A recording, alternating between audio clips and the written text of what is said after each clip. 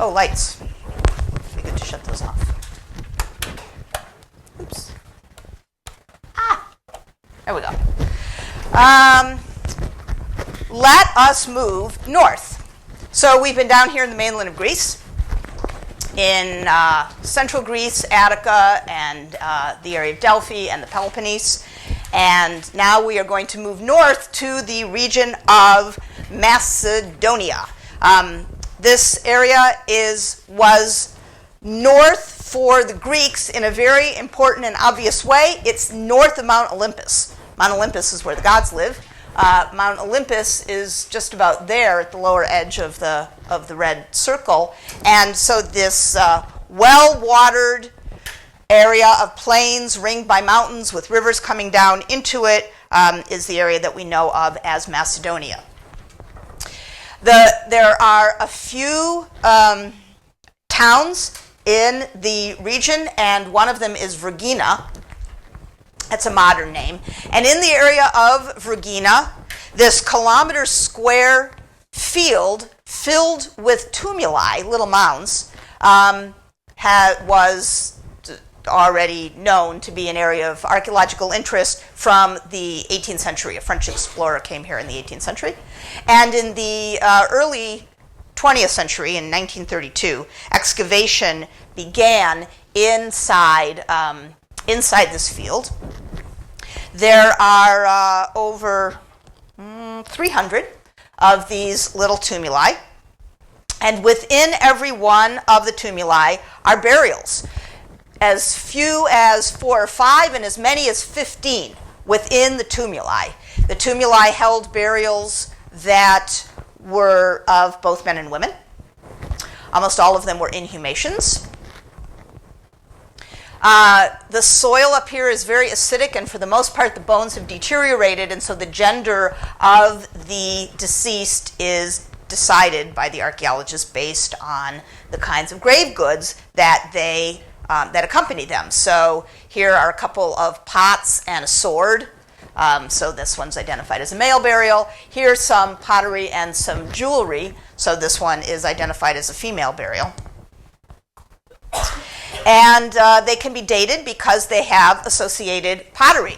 What year date would you give to this little skiphos? 8th, did you say? Very close. So about 900. Proto-geometric, 900.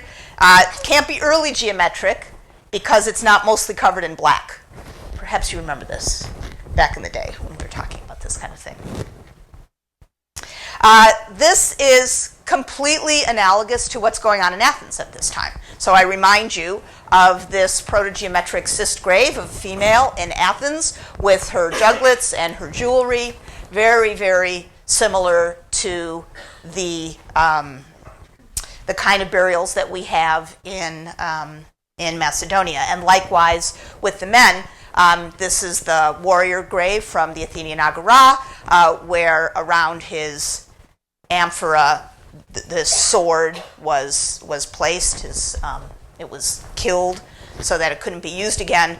Of course, this is cremation, this is an inhumation, but as we see from Athens, these two kinds of burials can exist side by side. They don't mean that there are two different populations here, and there's no reason to think that these people are substantially different in the cemetery at Vergina than the people who are living in the area around in Attica.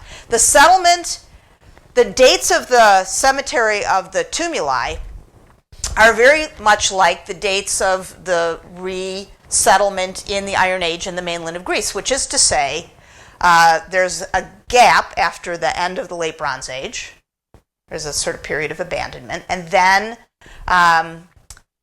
population starts to be attested based on the finds in the cemetery, beginning around 1000 BCE.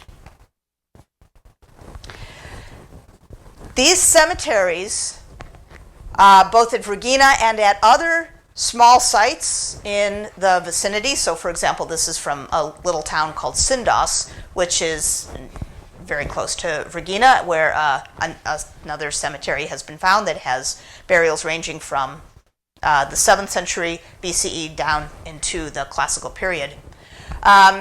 These cemeteries show that the people who lived in this area had money.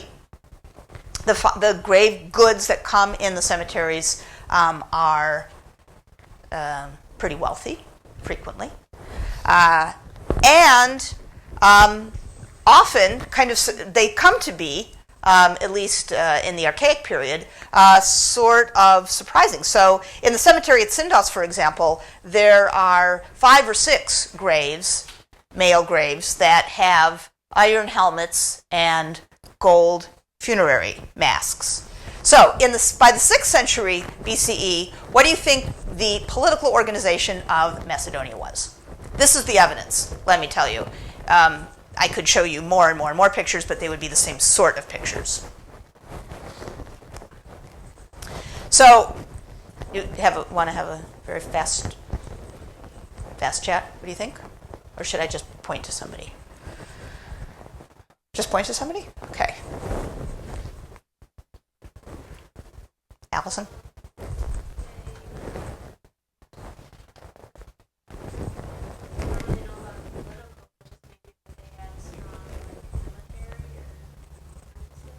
Because?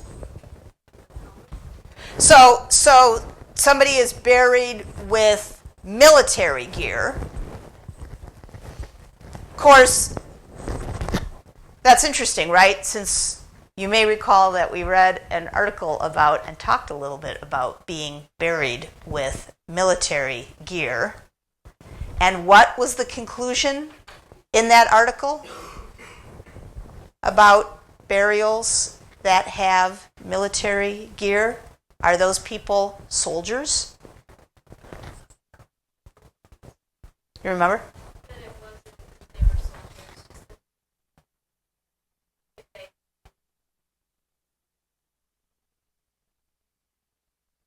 What was the conclusion in that article about which you all wrote a reading report?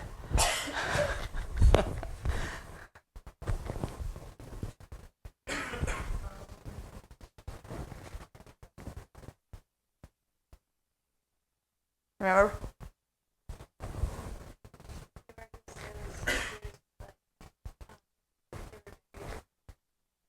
They weren't necessarily soldiers. They were buried with military gear. If they were buried with military gear and they're not necessarily soldiers, why are they buried with military gear? It was a status item, right? It was a status item. Absolutely. Now, in that context, how was it decided that that weapons were a status item? Well, because men that weren't buried with weapons, they assumed were passed on because they didn't have money to get new ones. So when buried with the weapons were either illegal or kind of the last of their life. So. Oh, that the weapons weren't useful that the person didn't need them? That wasn't really, the argumentation was actually a little more complex than that. So there were, for example, burials where there would be multiple swords, many, many more swords than somebody would need, but not anything else that somebody would need. And specifically, there was a very marked disconnect between the standard accoutrement that any one individual would need altogether to be outfitted for battle and what happened to be in a tomb. So in that sense, it was kind of helter-skelter, almost arbitrary, suggesting that they were just, as has been pointed out, marks of social class rather than useful objects for somebody. That's not exactly what we see in the tombs at Syndos. We do not see a full panoply necessarily, but we mostly see one or two special items, and the common thing that we see is a helmet and a mask. If you've got a cemetery where you've got 5 or 6 people buried with this kind of thing, what does this suggest? Who are these guys? Well, okay, they're elites in the sense that, I mean, obviously they've got enough money. This thing's gold. So what does this tell us, suggest about the political organization of Macedonia in the Archaic period? That they're almost certainly now functioning under democracy. What are they functioning under? Say what? A king or a monarchy, but we've got five, say we've got 5 of these in the cemetery. Is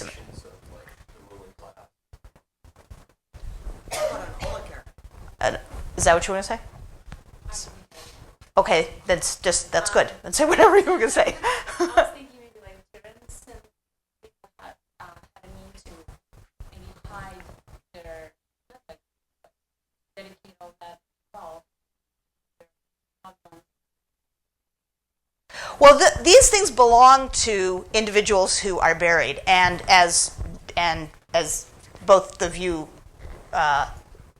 say, that means that there are at least a few people in this society with the same level of wealth and prestige. So that would be an aristocracy or an oligarchy.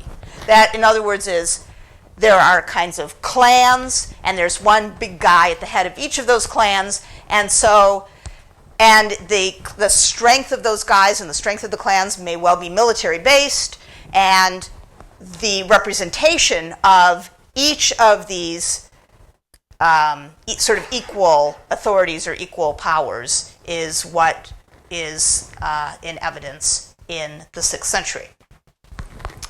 And that is what allows us to understand what happens here in the later part of the 6th century. Because in the later part of the 6th century, when the Persian king is beginning to expand, he subdues Thrace, this is the area of Thrace, and Macedonia capitulates. How is it so easy for Macedonia to capitulate to the Persian king? Because no one person is in charge.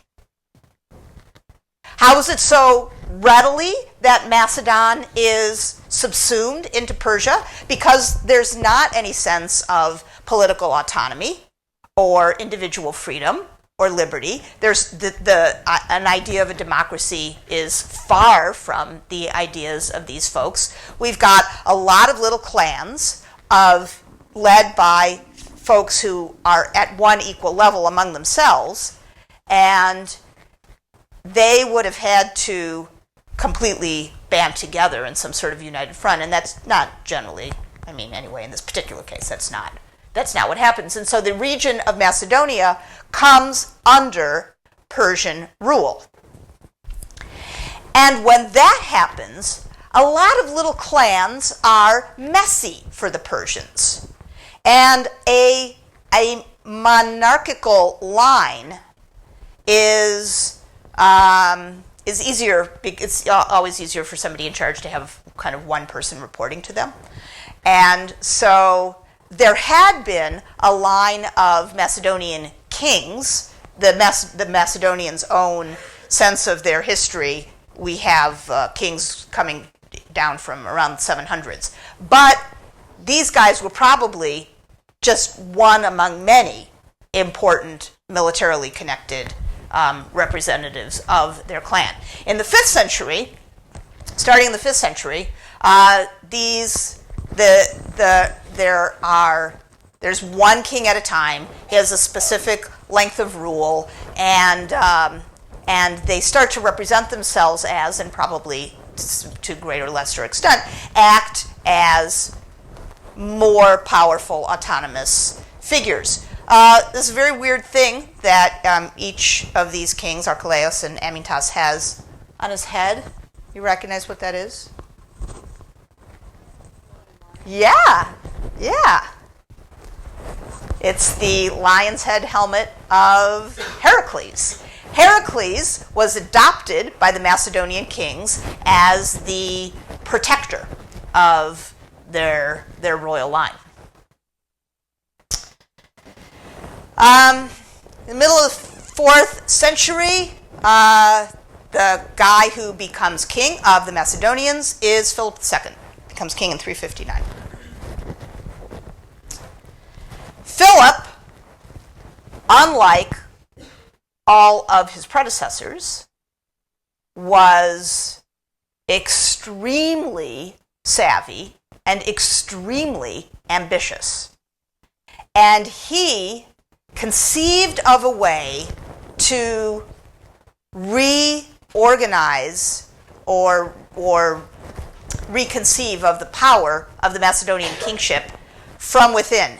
What he did was have the sons of all of the various clan leaders around Macedonia. He had invited them to come to his court, to be raised there, to train there, and to learn there. And and thereby these guys came, on one hand, to be quite faithful to Philip, and on the other hand, to be readily available as hostages in this event that their dads wanted to do something that Philip might not want them to do. And in very short order, Philip consolidated his own individual grip over all of Macedonia in a way that no previous Macedonian king had ever really successfully done. And as soon as he did that, he started to move south. He was engaged for about 10 years, from 356 to 346, in a set of heated battles with the Athenians, who started to become very nervous about this guy up there who was collecting power. The Athenians, of course, had their own personal history of authoritarian regimes. They had a sense of themselves as defenders against that kind of thing. Philip made them anxious and worried, and there was about a decade's worth of battles between Athens and Philip's forces, all to no good end. The Athenians finally were not able to stop him from expanding. So he controlled all of the region of Macedonia. He made a marriage alliance with this kingdom, the kingdom of Molosia. Thessaly, the area of Thessaly, he took over, and in pretty by around the year 340, the Athenians, with the help of the Thebans, decided to make a stand against Philip and his encroaching ambitions. And the place that they decided to make the stand against him was at the site of Chaeronea, where in the year 338, a battle that was as momentous to the mindset of the Athenians for the future of Greece as the Persian wars had been, took place on this long, low field below some mountains not too far from the capital city of Thebes. The forces on the Macedonian side were Philip and his allies, the Molosians and the Thessalians. And on the Greek side were primarily Athens and Thebes. The Thebans had a select band of men that trained together and fought. They were called the Sacred Band. There were 300 of them. They were specially chosen. They were the only group of what you might think of as professional soldiers among the Greek cities' men, because the Greek cities were defended by their own citizens, by hoplites, by soldiers who were also citizens. Philip, on the other hand, who actually in his youth had been a hostage in Thebes and had learned about this sacred band of the Thebans, Philip organized the Macedonian army in a formation that was called a phalanx. And the Macedonian phalanx was a fighting force the likes of which the Greek world had never seen. It was, first and foremost, a professional fighting force. They trained, they were supported as soldiers. It was like the draft. So that was what they did year-round. They trained together, and they had specific weapons that Hoplite soldiers did not have. Hoplite soldiers had small swords and javelins, and there was cavalry and there were foot soldiers. But the Macedonian phalanx, I got this from a computer war game. I don't know if any of you play war games. My son plays war games, so I know a little bit about this wacky world. And the Macedonian phalanx, very big in computer war games, let me tell you, because they're awesome as a fighting force. So the Macedonian phalanx was this long, deep, wide and deep formation of men, and they held these 12-foot long, double-pointed spears that were called sarissas, which you had to hold with two hands, as you can see, faithfully reproduced here. They had to hold them with two hands, and the spears were so long that the opposing force couldn't really get anywhere in and near them. The Macedonian phalanx at Chaeronea annihilated the combined forces of Athens and Thebes. This is an old photo from Life magazine showing the battlefield when it was excavated back in the 1940s. And there were fragments of this large statue that had stood over a mound. And when the mound was excavated, the bodies of 254 men were found inside. Probably that was the number that fell of the 300 of the sacred band of the Thebans. And this has been re-erected. If you go to Chaeronea now, you can see this, the Lion of Chaeronea. And it was the grave memorial that marked the place where the forces of the Thebans fell in the battle against Philip. With his victory at Chaeronea, Philip completely consolidated his hold on all of Greece.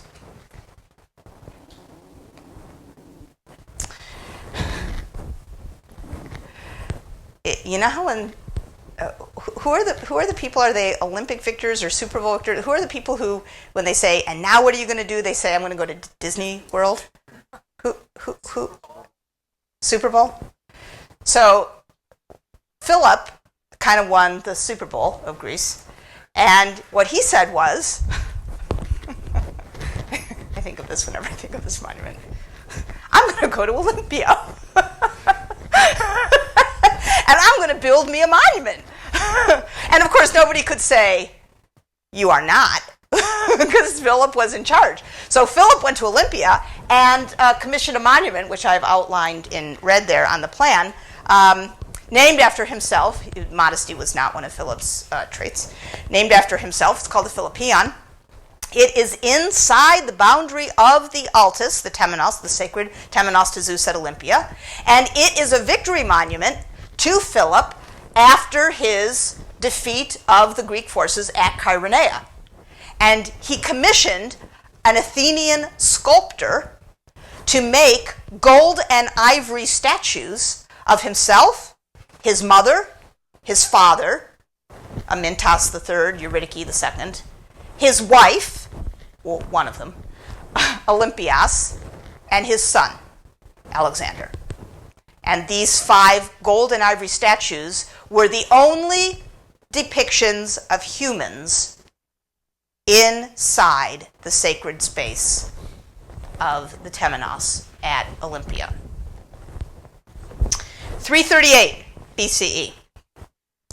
And then Philip went home, having now completely consolidated his control of Greece and prepared for the next step. And the next step was to knock off Persia.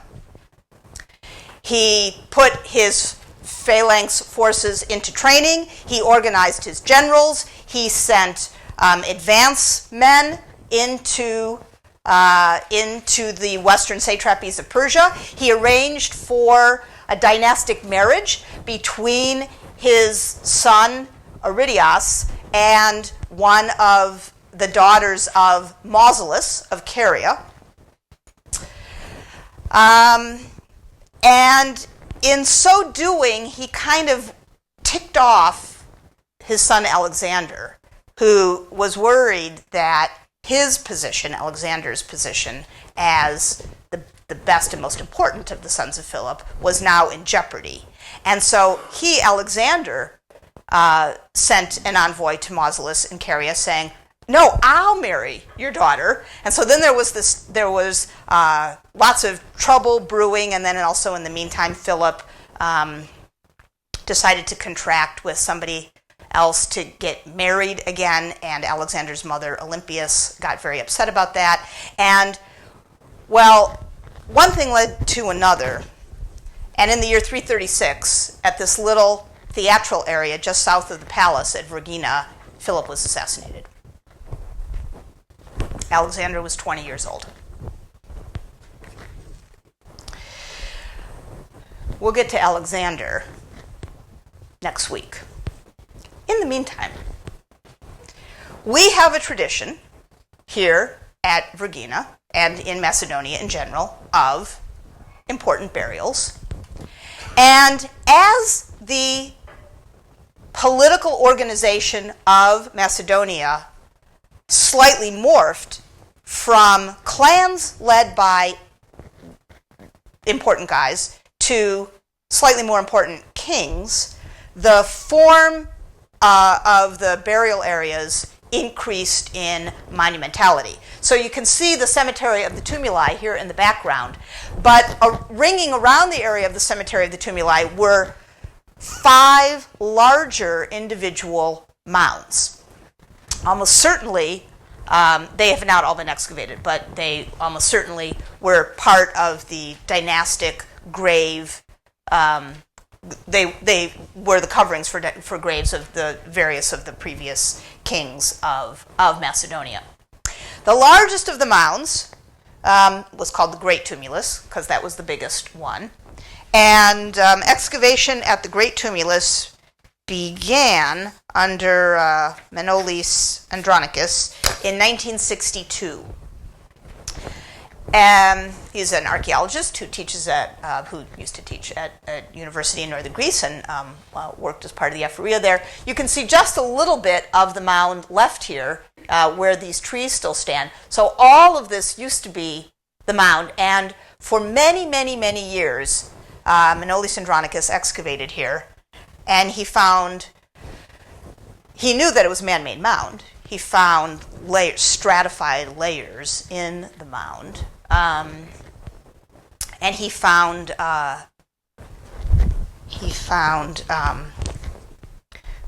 grave stelae, broken grave stelae that were part of the filling of the mound. And year after year he went back and excavated a piece of the Great Tumulus, and year after year he found fill. And then, in 1977, in one of the last remaining parts of the Great Tumulus, he came down on top of a building. Here's the top of the building. And when the dirt was cleared, it was, as you see here, a facade with a marble door, not a pretend, but a Doric, triglyph, and metope frieze, and then on top of that, a painted frieze. We'll look at that painted frieze in detail next time. And the entire structure was that front was just a fake front, like a fake facade for a barrel-vaulted, 2-chambered tomb that was then completely covered by this big mound. Within the filling, above the west wall of the barrel-vaulted chamber, Andronicus found burned brick, fragments of iron spears, fragments of iron horse bridles, burned fragments of ivory decorative pieces that probably adorned a kind of couch.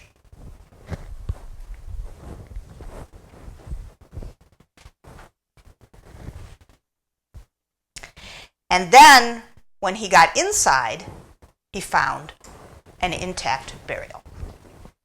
Actually, two. So you are looking inside the main chamber of this tomb in the Great Tumulus at Vergina. It's been a little collapse and deterioration over the years. Leaning, almost certainly having fallen from a support against the inside of the marble door, a gold quiver cover, greaves, a little bit in front of the gold quiver cover and the greaves, this item, which looks like this, and is an iron corselet with leather inside and gold fittings, with their heads finished like lion heads. An iron helmet, and here are the greaves that were against the door. They are gilded bronze. So we've got a helmet, a corselet, or a cuirass, a quiver cover, greaves. What do we need? Shield, gold and ivory, and on the inside of it, a little gold fitting that was clearly hammered in place. What's this? Who's the patron identity guy of the Macedonian kings? Heracles. We call him Heracles in Greek. Heracles. So this is the club of Heracles. And weapons. Six spearheads, 6 iron spearheads, the longest of which is a half a meter high. So it's probably, it's big. So it's probably the end of a sarissa, a Macedonian sarissa, one of the spears of the Macedonian infantry. Sword in its hilt.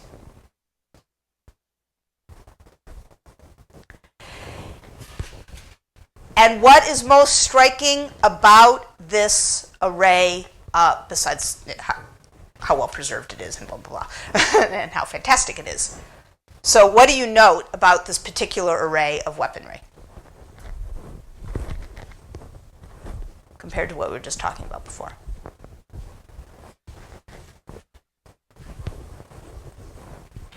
Compare the array of weapons in this tomb to those in Iron Age Greek warrior graves. What is the difference? What is the difference?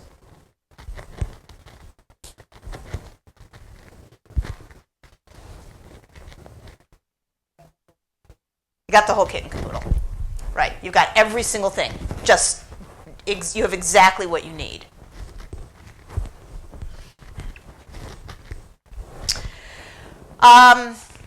Again, fallen off of probably a table or a couch up against one of the walls was a dazzling array of silver vessels.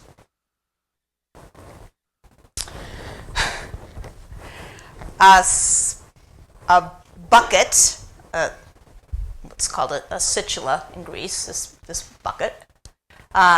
This cool little vessel with 2 handles and a lid still attached by a chain, which looks like somebody made it last week. Just incredible. And with decorated heads on the bottoms of the handles.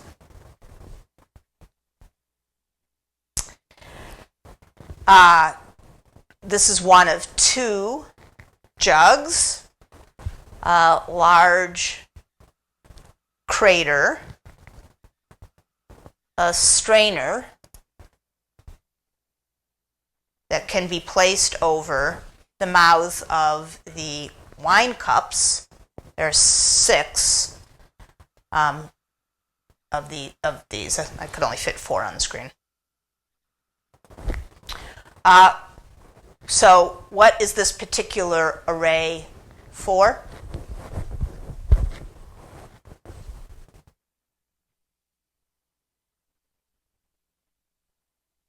What is this particular array for?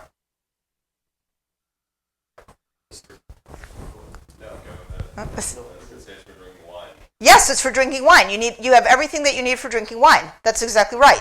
So you've got the vessel that you would have brought the wine in. You've got the big mixing bowl. Then you've got the jugs for pouring, the strainer, the serving bowl, and the cups. In the northwest corner of the chamber were a whole series of bronze objects. Actually, the shield that I showed you before, the gold and ivory shield, was behind this. It was behind the big bronze shield that is in the corner. You see 2 tripods here. One is a tripod that would have been used to support a vessel for heating water, this iron tripod here. But this tripod has an inscription on the circular plate here at the bottom. And the inscription reads, "I am from the games of Argive Hera." The date of the letter forms is later part of the 5th century BCE.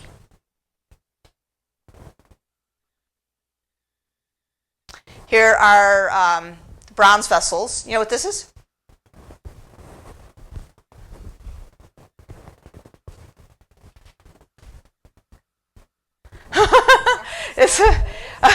It's got a lot of holes in it. Okay, so one possibility is that it's a colander, although it seems awfully fancy for a colander, and it's sort of the wrong proportions. Well, no, maybe not. But anyway, and it's got these feet, which might be a problem.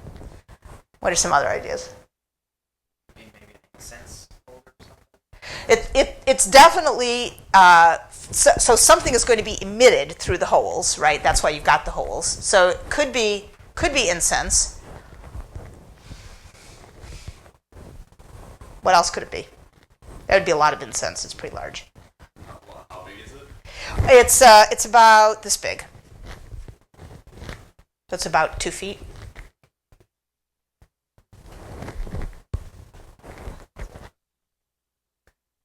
What could it be?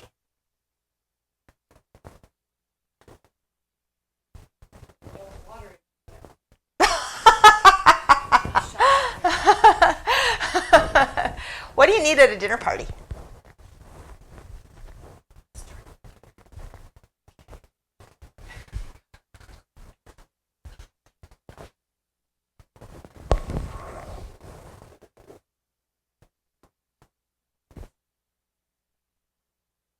It's big. It's big, and something is to be emitted through the holes.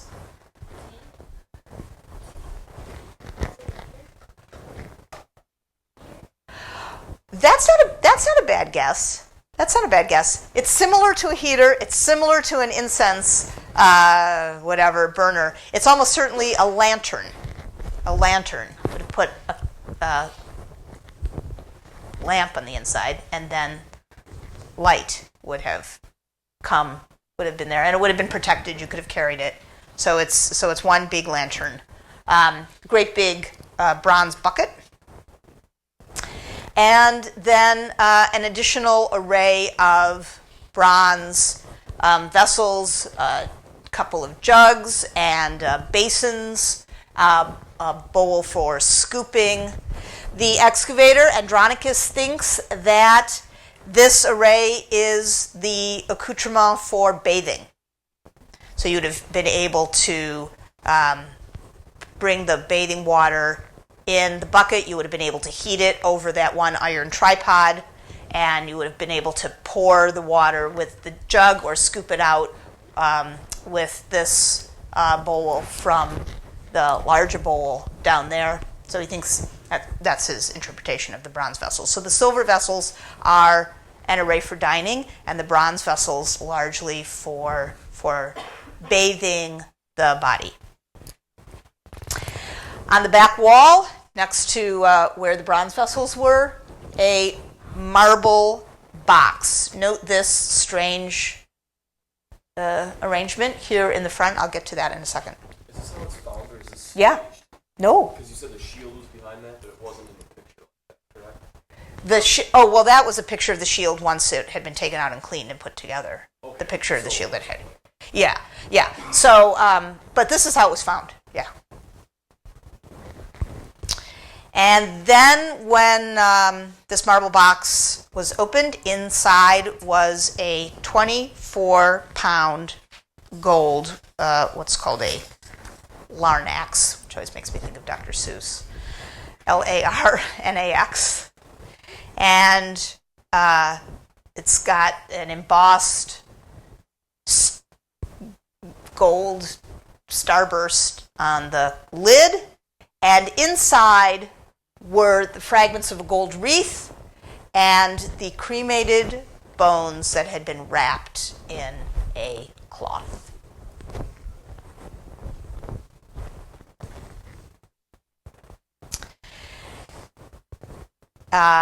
Not too far from where the armor was, on the floor was this diadem, gold diadem, and having fallen on the floor, probably having been held up on the wall by a nail, this gold wreath with tiny individual gold foil myrtle leaves.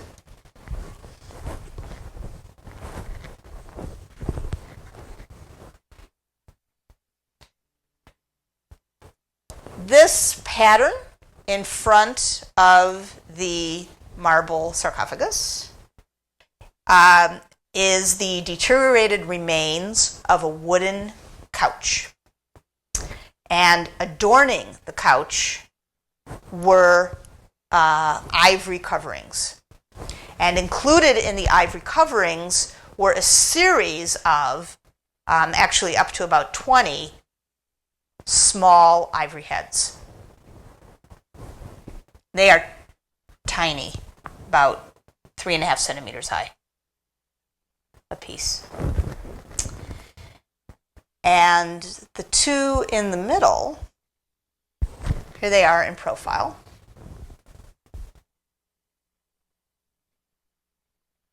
And here they are rendered by an artist, and they are identified as Philip and his son Alexander. Now, what sort of burial is this? What do the finds in the tomb reflect about the type of what do the finds in the tomb reflect? Oh, I see that I had two different ways of writing this. Reflect or tell us about the type of funeral and burial this was. Okay, quick, have a chat.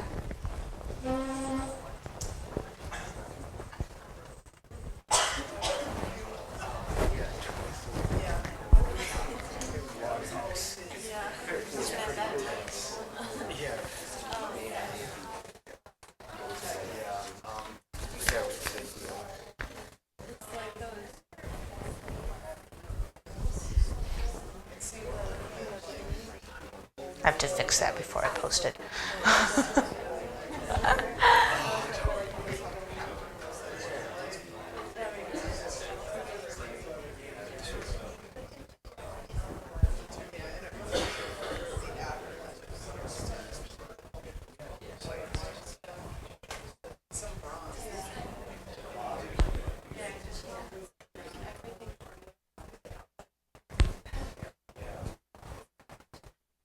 Okay, all the way there in the back, in the corner. What do you think?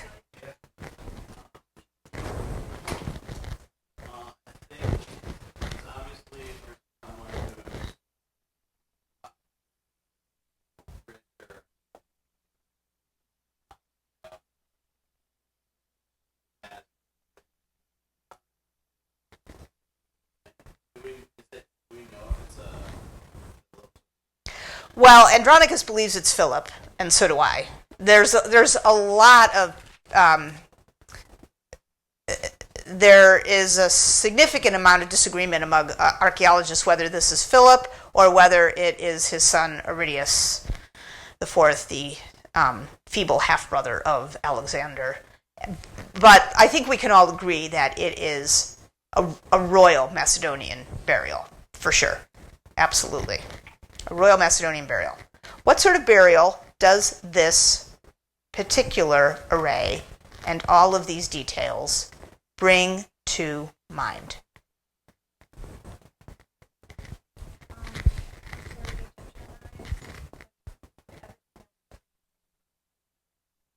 Egyptianized, with everything that you need for the afterlife. Right, it has lots of personal stuff, that's true. It has a very specific array of stuff. So the specific array of stuff, what are the important features of this burial? So it's got banqueting dishes, banqueting stuff, what else? Weapons, personal weapons of the deceased, almost certainly, the whole kit and caboodle, right? What else? Bathing, things to bathe. What else about this burial? And you want to think not only about the specific finds, but about the entire Cremation of like items that were above the tomb, as well as his cremations that were in the marble box itself. Exactly. So there was a cremation outside of the tomb beforehand, and the constituent remains of the cremation tell us that there was the deceased on a pyre. What was the other finds?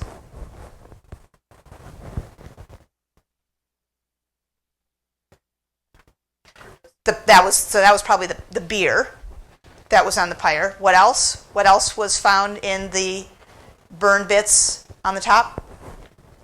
Spears, Bridles. So what other? Horses.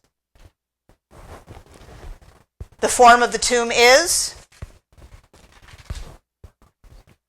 What would it look like from the outside? A big mound.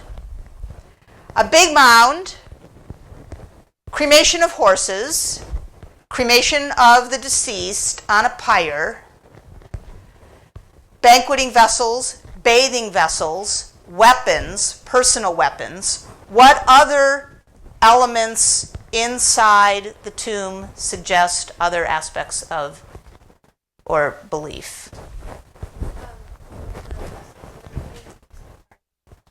So the banqueting vessels.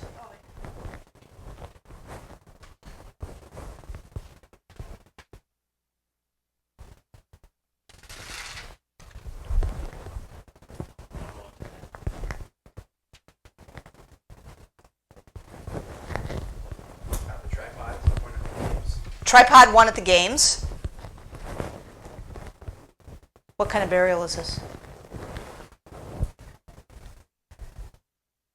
Heroic, epic, and even more specifically? What's the source? Homeric. Funeral Games of Patroclus and the Funeral of Patroclus, Book 23 of the Iliad.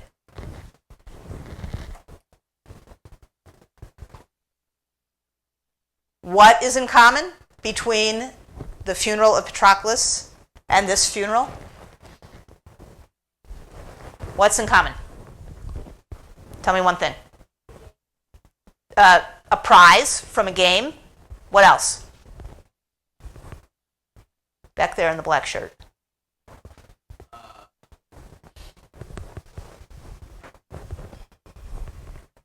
What happens at the funeral games of Patroclus? At the funeral of Patroclus, besides games? Cremation. What else? The procession of horses and the killing of horses. What else?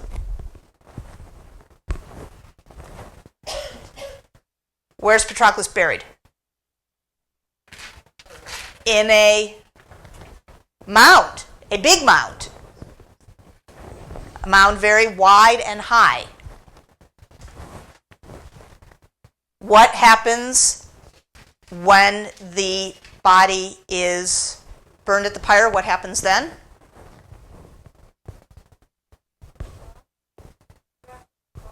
He's wrapped in a cloth. What do the people who are attending the funeral do?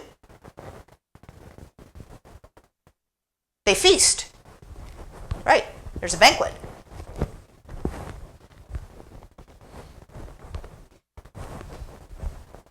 So the Macedonians here are quite deliberately, specifically, in a very elaborated way, creating a direct link between the heroic, epic burial of Patroclus and the Macedonian king who's buried there.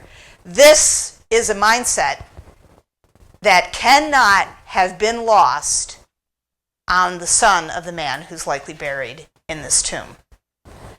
And it is to him on Tuesday that we shall turn. See you then.